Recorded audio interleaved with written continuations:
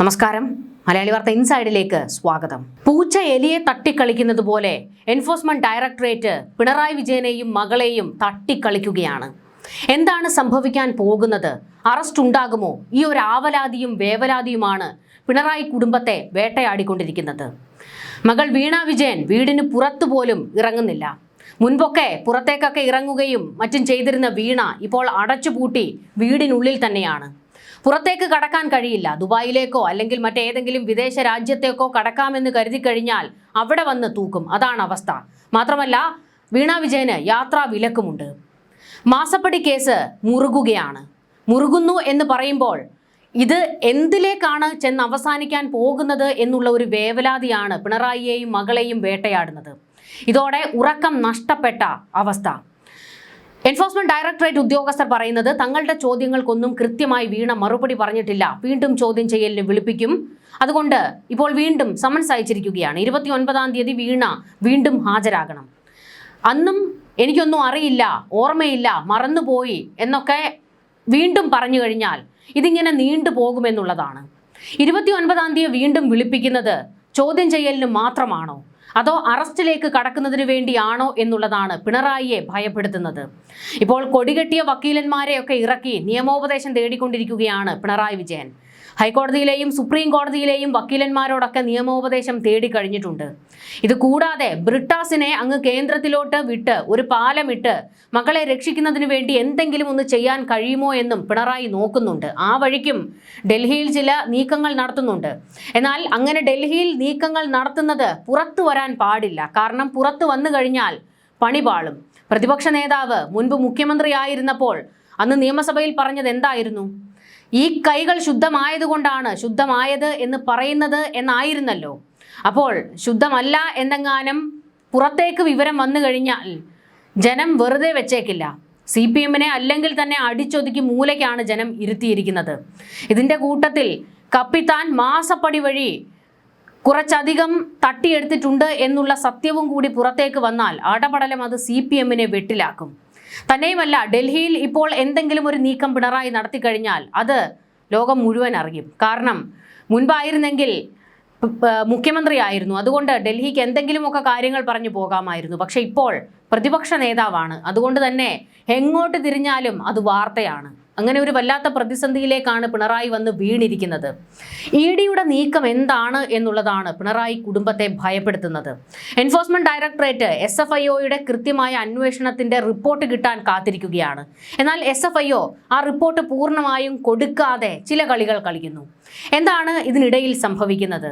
അതോ ഇനി ഒരു പാലം അങ്ങ് കേന്ദ്രത്തിലേക്ക് ഇട്ട് SFIOയുടെ കയ്യിലുള്ള റിപ്പോർട്ട് ഉടൻ EDക്ക് കൊടുക്കണ്ട എന്നുള്ള ഒരു അന്തർധാര വല്ലതും ഉണ്ടാക്കിയിട്ടുണ്ടോ എന്നുള്ള സംശയവും വരുന്നുണ്ട്. എന്തായാലും പിണറായി വിജയനാണല്ലോ, കിഴിഞ്ഞ ബുദ്ധിയാണ്, സാധാരണ ബുദ്ധിയൊന്നുമല്ല, തന്ത്രശാലിയാണ്. വന്ന് വീണാലും 4 കാലിൽ വീഴുന്ന രാഷ്ട്രീയക്കാരനാണ്. കേരള രാഷ്ട്രീയം എടുത്തു കഴിഞ്ഞാൽ 4 കാലിൽ വന്ന് വീഴുന്ന അധികം ആൾക്കാരും ഇല്ല. കാരണം വന്ന് വീഴുന്നത് ലോകം മുഴുവൻ അറിയാറാണ് പതിവ്. പക്ഷെ ഇവിടെ പിണറായി വിജയൻ ആയതുകൊണ്ട് വന്ന് വീഴുന്നത് 4 കാലിലായിരിക്കും. എന്തും പറഞ്ഞ് പിടിച്ചു നിൽക്കാനുള്ള ഒരു വിരുദുള്ള രാഷ്ട്രീയക്കാരനാണ് പിണറായി വിജയൻ. നമ്മൾ അങ്ങനെ അങ്ങ് അണ്ടർ എസ്റ്റിമേറ്റ് ചെയ്യാൻ നിൽക്കരുത്. എന്തായാലും വീണയെ സംബന്ധിച്ചിടത്തോളം പിണറായി വിജയന്റെ അത്ര കൂർമ്മ ബുദ്ധി ഇല്ലാത്തത് കൊണ്ട് വന്ന് വീഴുമ്പോൾ 2 കാലിൽ പോലും ആയിരിക്കില്ല, ഒറ്റക്കാലിൽ വന്ന് വീഴാനാണ് സാധ്യത. ഇനിയും വീണ വിജയനെ ചോദ്യം ചെയ്യലിന് വിളിപ്പിക്കുമ്പോൾ അവർക്ക് പിടിച്ചു നിൽക്കാൻ കഴിയില്ല എന്നുള്ളതാണ് ഏറ്റവും പ്രധാനപ്പെട്ട കാര്യം. കാരണം ബുധനാഴ്ച ചോദ്യം ചെയ്യലിന് ഹാജരായപ്പോൾ, അതിന് മുൻപത്തെ ഒരു കാര്യം നമ്മൾ ഓർക്കണം, വെള്ളിയാഴ്ച ചോദ്യം ചെയ്യലിന് വിളിപ്പിച്ചപ്പോൾ ഹാജരായില്ല. അന്ന് തനിക്ക് അസുഖമുണ്ട് എന്ന് പറഞ്ഞുകൊണ്ട് പേടിച്ച് വിറച്ച് ചോദ്യം ചെയ്യലിന് പോകാതിരുന്ന ആളാണ് വീണ വിജയൻ. പിന്നീട് അഭിഭാഷകർ ചിലതൊക്കെ പറഞ്ഞ് പഠിപ്പിച്ച ഒരു ധൈര്യം കൊടുത്താണ് ബുധനാഴ്ച ചോദ്യം ചെയ്യലിന് വിട്ടത്. കാരണം അന്ന് ചോദ്യം ചെയ്യലിന് പോയില്ലെങ്കിൽ പണി പാളുമെന്ന് കൃത്യമായി നിയമവിദഗ്ധർ പിണറായിക്ക് നിർദ്ദേശം കൊടുത്തതനുസരിച്ചാണ് ബുധനാഴ്ച വീണ വിജയൻ ചോദ്യം ചെയ്യലിന് പോയി ഹാജരായത്. പക്ഷെ അവിടെ എന്തായിരുന്നു സംഭവിച്ചത്?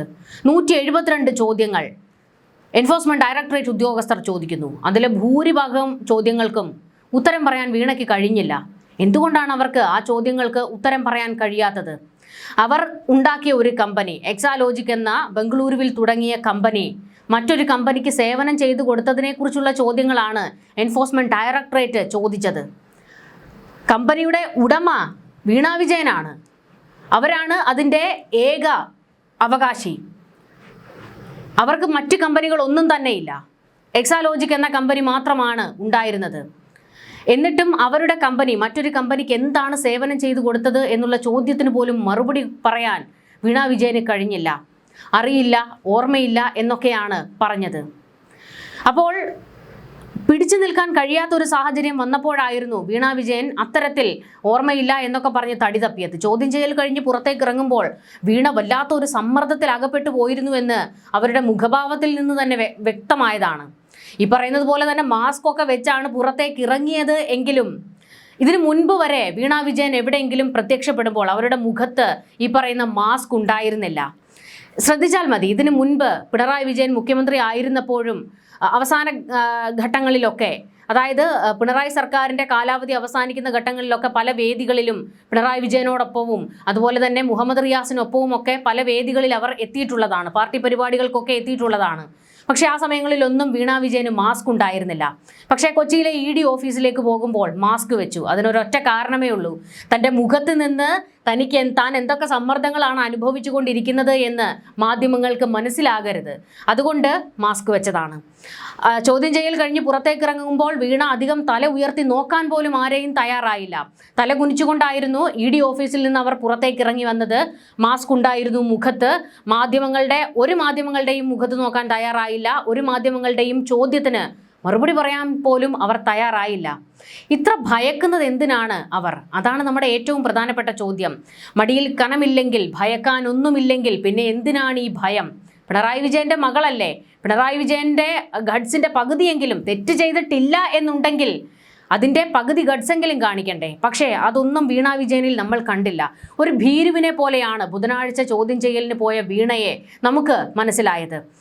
ഇപ്പോൾ ഒരു സാധാരണക്കാരിയാണെങ്കിൽ പോലും, വീണ വിജയൻ എന്ന് വേണ്ട, ഒരു സാധാരണക്കാരി ആയിക്കോട്ടെ, ഒരു സാധാരണക്കാരിക്ക് നേരെ ഒരു ആരോപണം വരികയാണ്. അവർ ഒരു കമ്പനി തുടങ്ങി. ആ കമ്പനി തുടങ്ങി അവർ ഒരു തട്ടിപ്പ് നടത്തിയെന്ന്.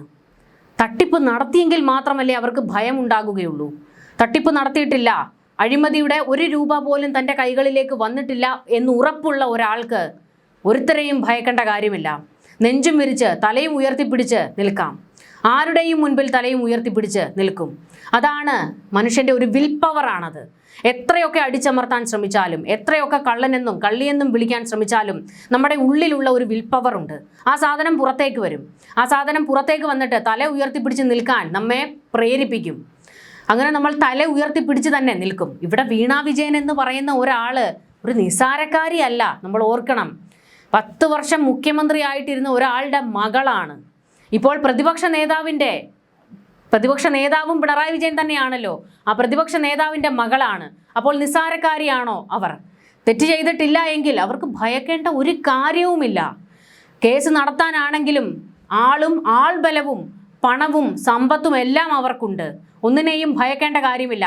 ഇനിയിപ്പോൾ പിണറായി വിജയനെയും പിണറായി വിജയന്റെ പാർട്ടിയെയും വേട്ടയാടുന്നതിന് വേണ്ടി മകളെ ലക്ഷ്യം വെച്ചതാണ് എന്ന് തന്നെ ഇരിക്കട്ടെ. അങ്ങനെയാണ് ഇതിന് പിന്നിൽ സംഭവിക്കുന്നതെങ്കിലും അവർക്ക് ആൾബലവും പണബലവുമുണ്ട് കേസ് നടത്താൻ. പക്ഷേ എന്നിട്ടും ഇത്രത്തോളം പ്രിവിലേജുകൾ അവർക്കുണ്ടായിരുന്നിട്ടും എന്തിനാണ് അവർ ഭയക്കുന്നത്? ചോദ്യം ചെയ്യലിന് പോകുമ്പോൾ തലകുനിച്ചു പോകുന്നത് എന്തിനാണ്? ചോദ്യം ചെയ്യൽ കഴിഞ്ഞ് ഇറങ്ങുമ്പോൾ തലകുനിക്കുന്നത് എന്തിനാണ്? തെറ്റ് ചെയ്യാത്ത ഒരാളും എവിടെയും തലകുനിക്കില്ല. അതാണ് പറയാനുള്ള ഒന്നാമത്തെ കാരണം. വീണ വിജയൻ അവരെ സംബന്ധിച്ചിടത്തോളം ചോദ്യം ചെയ്യലുകളെ നേരിടാനുള്ള ഒരു കെൽപ്പ് അവർക്കില്ല എന്നുള്ളതാണ്. അടുത്ത ദിവസം, അതായത് 29-ാം തീയതി ചോദ്യം ചെയ്യലിന് ചെന്നിരിക്കുമ്പോൾ ഇതിലും കടുകട്ടി കാര്യങ്ങളായിരിക്കും എൻഫോഴ്സ്മെന്റ് ഡയറക്ടറേറ്റ് ചോദിക്കാൻ പോകുന്നത്. അവർ ചോദ്യങ്ങൾ ചോദിക്കും, തെളിവുകൾ ചോദിക്കും, നിങ്ങളുടെ കയ്യിലുള്ള രേഖകൾ ഹാജരാക്കാൻ പറയും. അപ്പോൾ ഇതിനൊന്നും കഴിഞ്ഞില്ലെങ്കിൽ എങ്ങനെയാണ് വീണ വിജയന്റെ ഭാഗത്ത് തെറ്റില്ല എന്ന് നമ്മൾ കരുതുക? അവിടെയാണ്, അതായത് ഒരു കമ്പനി മറ്റൊരു കമ്പനിക്ക് സേവനം ചെയ്തു കൊടുത്തിട്ടുണ്ടെങ്കിൽ അതിൻ്റെ എല്ലാ രേഖകളും ഉണ്ടാകുമല്ലോ. ഇന്നിപ്പോൾ എല്ലാം നമ്മൾ കമ്പ്യൂട്ടറൈസ്ഡ് ആണ്. അതുകൊണ്ട് എല്ലാം നമ്മുടെ വിരൽ തുമ്പിൽ തന്നെയുണ്ട്. തെളിവുകൾ ചോദിച്ചാൽ ഉടനടി അടുത്ത സെക്കൻഡിൽ എടുത്ത് കൊടുക്കാൻ നമുക്ക് കഴിയും. എന്നിട്ടും എന്തുകൊണ്ടാണ് അവർക്ക് ആ കമ്പനിയുടെ കൃത്യമായ വിവരങ്ങൾ എൻഫോഴ്സ്മെന്റ് ഡയറക്ടറേറ്റിന് കൊടുക്കാൻ കഴിയാത്തത്? നിസ്സാര കേസൊന്നുമല്ലല്ലോ. മാസപ്പടി, ലക്ഷങ്ങൾ, കോടികൾ മാസപ്പടിയായി വാങ്ങിയെന്നുള്ളതാണ് കേസ്. അപ്പോൾ അവിടെയാണ് ഇതിൽ വീണ വിജയന് മാത്രമല്ല പങ്കുള്ളത് എന്ന് പലരും കൃത്യമായി പറയുന്നത്. അത് CPM-ൽ ഉള്ളവർക്ക് പോലും കൃത്യമായിട്ട് അറിയാം. ഈ കേസിൽ വീണ വിജയന് മാത്രമല്ല കൈയുള്ളത്. വീണയെ മുൻനിർത്തി കളിച്ചതാണ്. വീണയെ മുൻനിർത്തി കളിച്ചത് ആരായിരിക്കും? അതിൻ്റെ ബുദ്ധി കേന്ദ്രം പിണറായി വിജയനാണ് എന്ന് ശത്രുക്കൾ പോലും അല്ലെങ്കിൽ കൂടെ നിൽക്കുന്നവർ പോലും അത് പറയുന്നുണ്ട്. PV പിണറായി വിജയനാണ് എന്നുള്ളത്. എന്തായാലും ഇപ്പോൾ പിണറായി കുടുംബത്തെ വലിയ പ്രതിസന്ധിയിലേക്ക് കൊണ്ടു തള്ളുന്നത് മറ്റൊരു കാര്യമാണ്. അതായത് ഇവരുടെ വിദേശ അക്കൗണ്ടുകളെ കുറിച്ചുള്ള അന്വേഷണം നടത്തണം എന്നുള്ളതാണ്. മാസപ്പടി കേസുമായി ബന്ധപ്പെട്ട് എൻഫോഴ്സ്മെന്റ് ഡയറക്ടറേറ്റ് 248-ലധികം അക്കൗണ്ടുകൾ പൂട്ടിച്ചിട്ടുണ്ട്. അതിൽ വീണ വിജയന്റെ ഒരു അക്കൗണ്ട് ഉണ്ട്.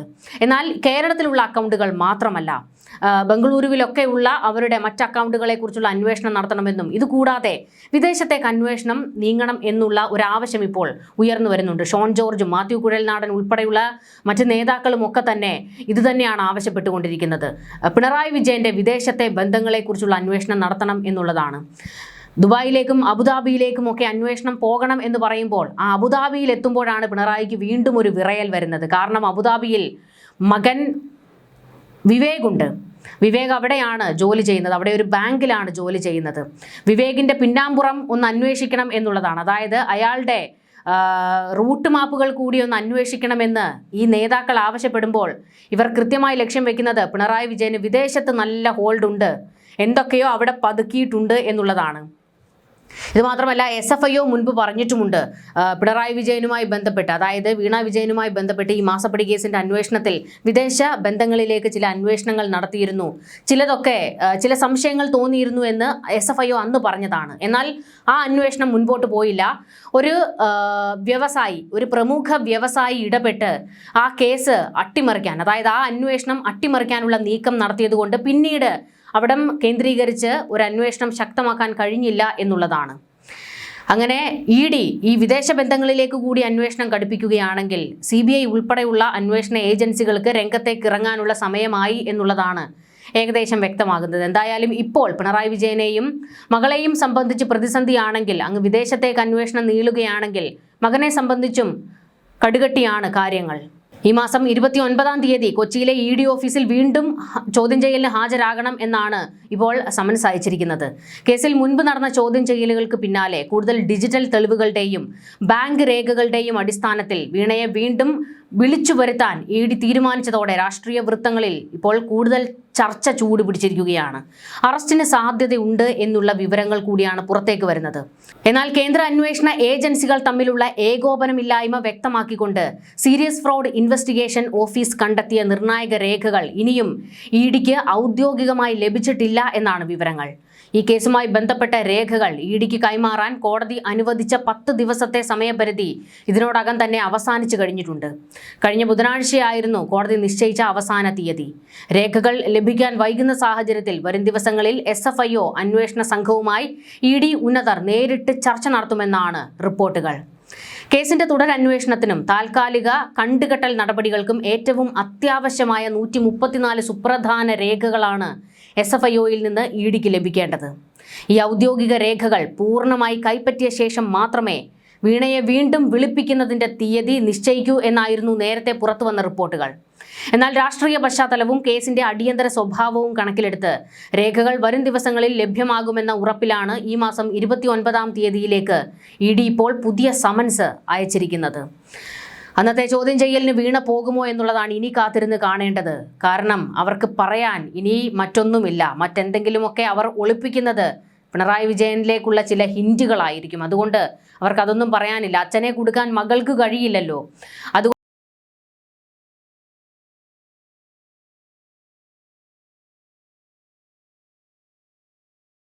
മടിയിൽ കനമില്ലെങ്കിൽ ഭയക്കാൻ ഒന്നുമില്ലെങ്കിൽ എന്തിനാണ് ഭയപ്പാട്?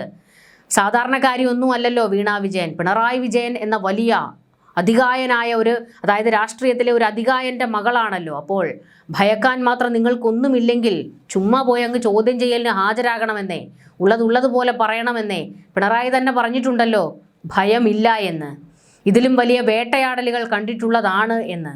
അപ്പോൾ നെഞ്ചും വിരിച്ചു പോയങ്ങ് നേരിടുക. ഇരട്ടച്ചങ്കന്റെ മകളല്ലേ, അതിൻ്റെ കുറച്ചെങ്കിലും ഒരു ഗഡ്സ് ഉണ്ടാകുമല്ലോ. വീണയിൽ കാണുന്നില്ല. വീണയെ കാണുമ്പോഴൊക്കെ നമുക്ക് തോന്നുന്നത് വീണ ഭയക്കുന്നു എന്നുള്ളതാണ്. ഇനി 29-ാം തീയതിയിലെ ചോദ്യം ചെയ്യലിന് പോകുമ്പോൾ വീണ മാസ്ക് വെക്കുമോ? അതും നമുക്കൊന്ന് കാത്തിരുന്ന് കാണണം. ന്യൂസ് ഡെസ്ക്, മലയാളി വാർത്ത ഇൻസൈഡ്.